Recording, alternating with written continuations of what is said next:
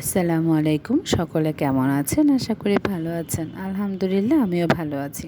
চলে আসলাম আপনাদের সাথে একটা ভিডিও শেয়ার করার জন্য। আজ আমি সারাদিন কি খাবার তৈরি করেছি পরিবারের সকলের জন্য সেটাই আপনাদের সাথে শেয়ার করব। আজকে সকালের নাস্তায় ছিল রুটি, ডিম পোস্ট, সুজি এবং চা।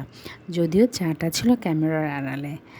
সকালের নাস্তা শেষ করে দুপুরের জন্য তৈরি করেছিলাম সামান্য একটু পোলাওটা আমি মটরশুঁটি এবং গাজর দিয়ে রান্না করেছিলাম। সাথে নিয়েছিলাম একটু সালাদ, লেবু, রুই মাছের ফ্রাই এবং মুরগির পাতলা ঝোল। সাথে আমি রসুন, আস্ত গোটা রসুন দিয়ে দিয়েছিলাম। আমার কাছে গোটা রসুন খুব ভালো লাগে।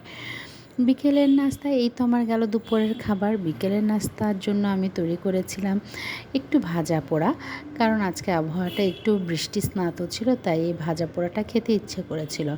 এই জন্য আমি তৈরি করেছিলাম আলুর চপ এবং কিছু পাকোড়ার জন্য আমি নিয়েছিলাম গাজর কুচি, টমেটো, কাঁচামরিচ, এই সকল দিয়েই আমি মেখে সুন্দর করে সব কিছু ভেজে নিয়েছিলাম।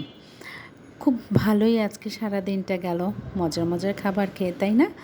তো যাদের আমার এই ভিডিওটি ভালো লেগেছে আশা করি তারা ভিডিওটিতে লাইক করে আমার চ্যানেলটি সাবস্ক্রাইব করে আমার পাশে থাকবেন এবং আমাকে সামনে এগিয়ে যেতে সাহায্য করবেন। ধন্যবাদ।